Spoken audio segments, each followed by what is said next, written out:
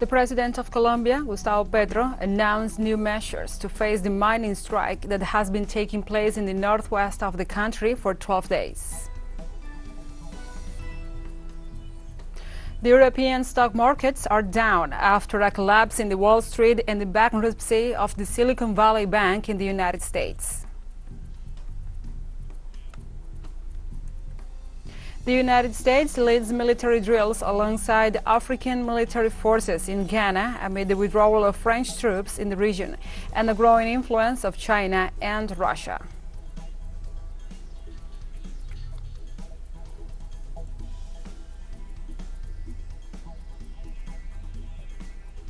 From the headquarters of TeleSUR English in Havana, Cuba, this is From the South. I'm your anchor, Gladys Quesada, and these are our news. On Monday, the president of Colombia, Gustavo Petro, announced new measures to face the mining strike that has been taking place in the northwest of the country and that this Monday reaches day 12. The president announced that the legal use of yellow machinery will be controlled at the national level, and operations to destroy large dredges owned by illegal mining mafias, which are destroying the territory, will be intensified. On the other hand, he pointed out that the public forces that arrived in the zone will be maintained to guarantee the supply of food and medicines and the attention of patients and sick people in the healthcare centers. Petro ratified that his government is not against small-scale artisanal and ancestral mining, but against what he called the big illegal mining mafias that are plundering the country and the territory. This Monday marks 12 days since the mining community of Antioquia and Cordoba protested with a strike, and 5 organizations in the territory called for dialogue and agreement to prevail over violent actions. Also on Monday, President Gustavo Petro acknowledged that the Gulf Clan, also known as the Gaitanista self-defense groups of Colombia, broke a ceasefire convened in January and that was to be enforced for 6 months.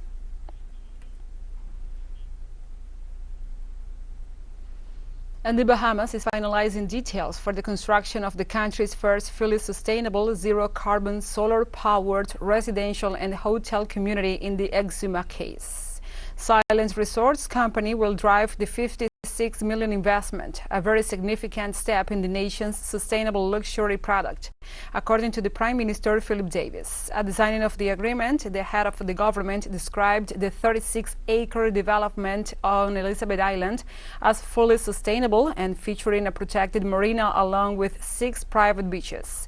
The resort will include 28 residences with solar energy and services such as the beach club, restaurants, and swimming pools. The Caribbean country's economy is strongly dependent on tourism and banking activities.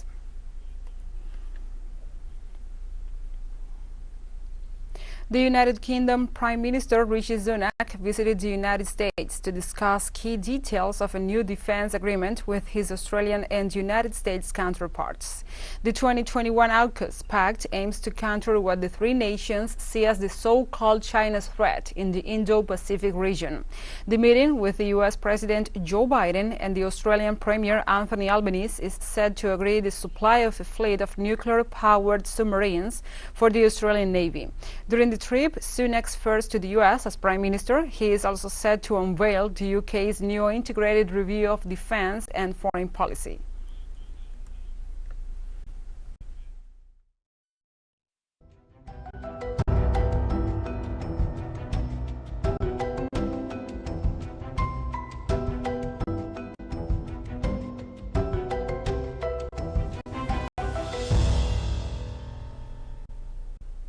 Now we move on to other topics. In Peru, the heavy floods affecting mainly the northern regions of the country have been aggravated by the presence of Cyclone Yaku off the country's coast.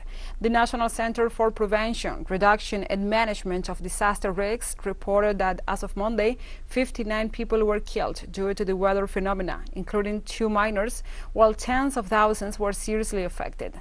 During a press conference, the head of the National Institute of Civil Defense, Carlos Yáñez, also said that the torrential rains and overflowing rivers have left 57 people injured, 8 missing, while affecting 24 of the 25 regions of the country.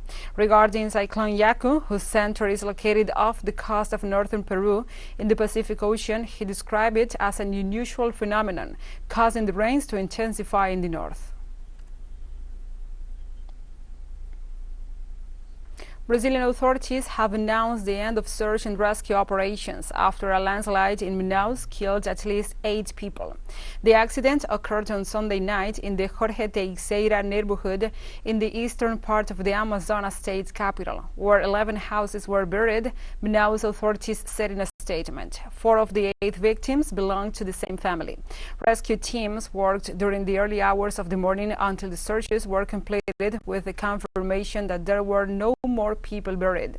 The Municipal Secretariat of Infrastructure recalled that intense and concentrated rains in a short period of time make hillsides susceptible to landslides.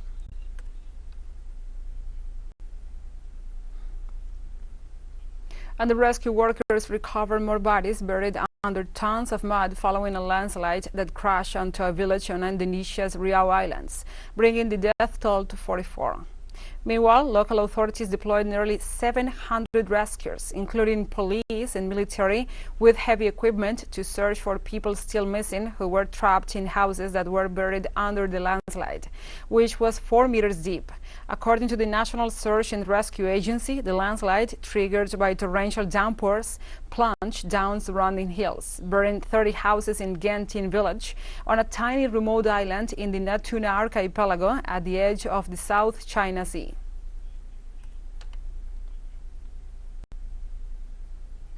At least 15 people have died in Malawi and Mozambique as Cyclone Freddy hit the 2 countries with torrential rains and strong winds upon its return to southern Africa's mainland.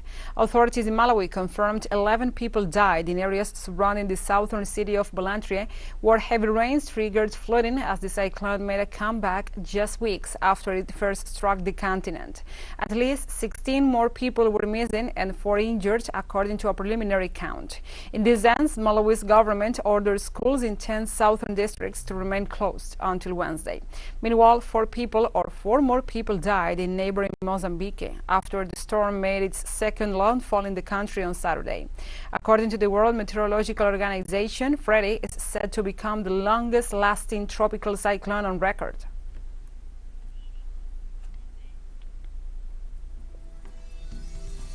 Let's take a short break. But first, remember you can follow us on our TikTok account at TeleSUR English, in which you will be able to see news in different formats, news updates, and more.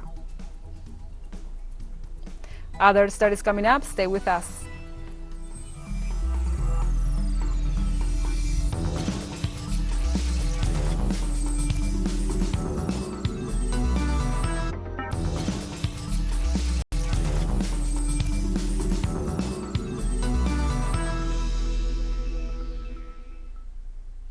Welcome back to From the South.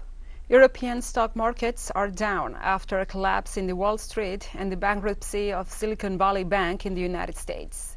On Monday, the IBEX, Spain's stock exchange main reference index, was down nearly 4%, while banking stocks continue to plummet in the region. In France, the Paris Stock Exchange fell 2.95%, while the German city of Frankfurt reported a fall of 3.12%. In view of the situation, concerns about financial stability and liquidity dominated the market despite the intervention of the U.S. authorities to curb the consequences of the collapse, Silicon Valley Bank, and the preemptive shutdown of Signature Bank.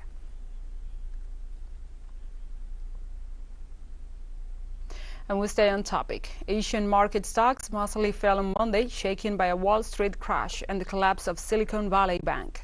Stock markets in South Korea and Australia fell below 1% after major Wall Street indexes declined. While the declines were relatively moderate due to assurances from U.S. officials that financial shocks will be mitigated, there are fears that a domino effect could deepen. Meanwhile, benchmark indices rose slightly in Hong Kong and Shanghai. The collapse on Friday of Silicon Valley Bank, which specializes in venture capital financing largely in the tech sector, came after a huge run on deposits left it unable to stay afloat on its own. President Joe Biden vowed to hold fully accountable the people responsible for the financial collapse and address the situation on Monday morning, promising to maintain a resilient banking system.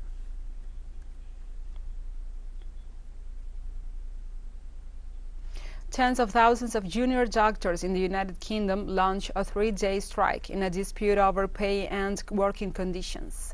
Members of the British Medical Association formed picket lines outside hospitals across the country in the longest ever period of industrial action by junior doctors. It came ahead of strikes by several trade unions on Budget Day in what became one of the biggest single days of industrial action in years. Workers taking action include civil servants, teachers, university staff, London Underground drivers, and BBC journalists. Public sector unions have criticized the government for its handling of the pay disputes, which have been escalating for months.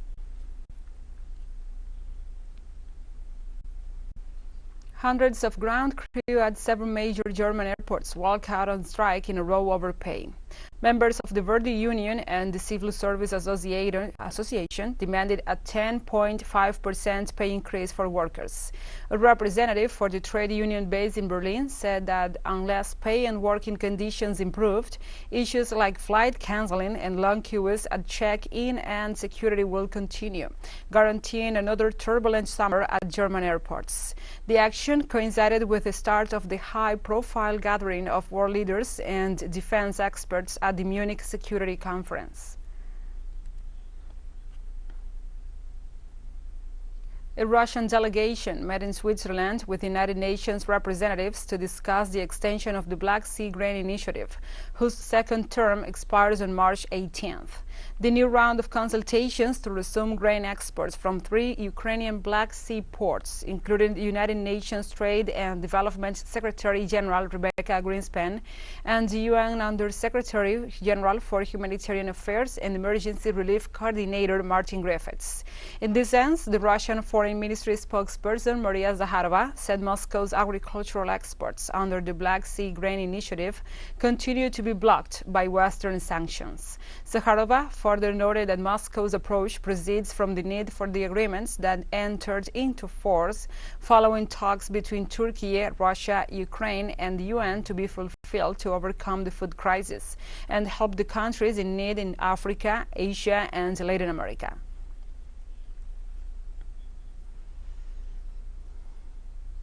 In the Vatican City, the highest authority of the Catholic Church, Pope Francis, has asked for peace as a gift on the 10th anniversary of his pontificate.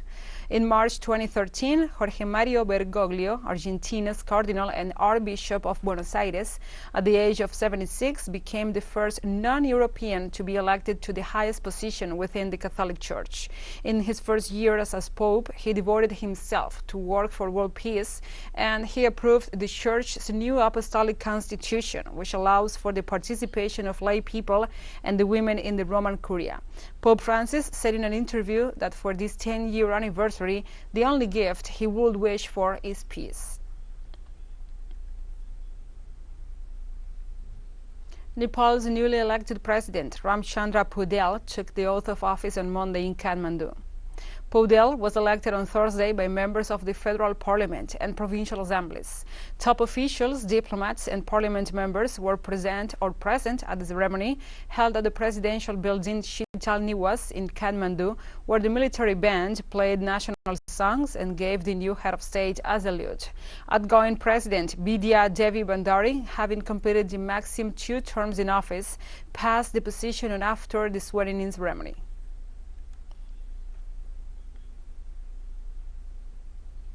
TeleSUR English continues to grow. You can now tune in from 33 different African countries through StarSat.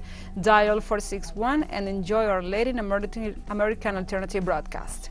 One final short break and we'll be right back. Stay with us.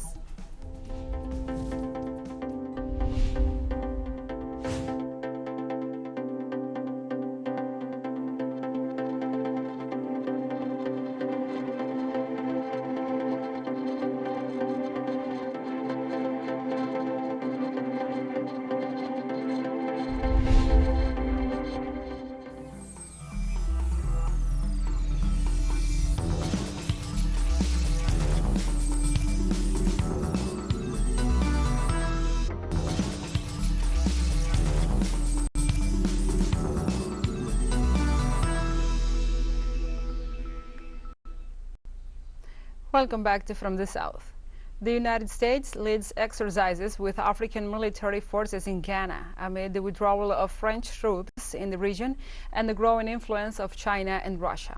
The U.S. command in Africa stated that these maneuvers are aimed at strengthening capabilities to counter violent extremist organizations and boosting interstate collaboration to provide security to the population in general. The training exercises being held in Ghana and Cote d'Ivoire from March the 1st to 15th involved nearly 1,300 troops from 30 nations. Flintlock 2023 military training comes amid growing anti-French sentiment in the West African region.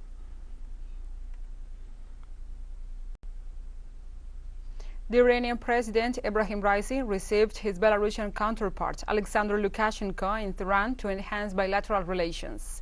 After the welcoming ceremony held with full honors, the statesmen met in small and large format with the participation of the two delegations and discussed the materialization of projects in the fields of industry, agriculture, transportation and logistics. At the end, the leaders signed a roadmap for comprehensive cooperation between the two countries for the period 2023 to 2026, which includes mutual commitments in multiple sectors. Meanwhile, according to Belarus state agency Belta, the Belarusian president will also meet with the country's first vice president, Mohammad Mokhber, the head of the Islamic Consultative Assembly, Mohammad Bakir Kalibaf, and the supreme leader of Iran, Ali Khamenei.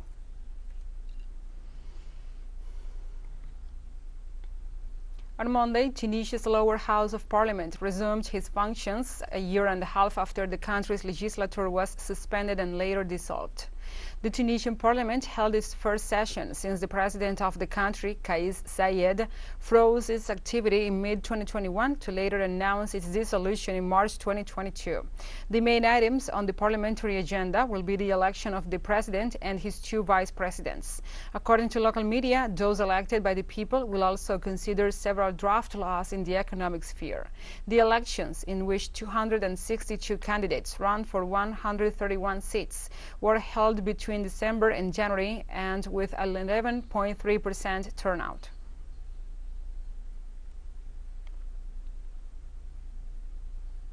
Let's go to the sports. Following the game results on the most important baseball tournament of the world, South Korea set a World Baseball Classic scoring record with a 22-2 over China in a game between already eliminated teams.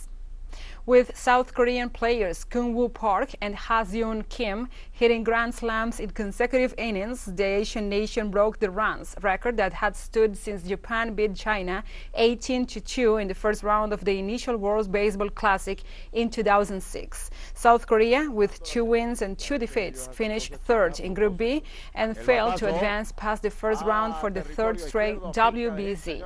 The South Koreans finished third in the initial tournament in 2006 and were runner-up in 2009.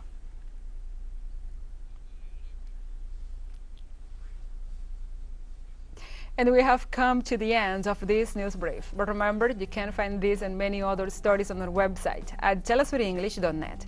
And also, if you feel so inclined, please join us on social media for all the latest news. We are on Facebook, Twitter, Instagram, Telegram, and TikTok. For TeleSUR English, I'm your anchor, Gladys Quesada. Thank you for watching.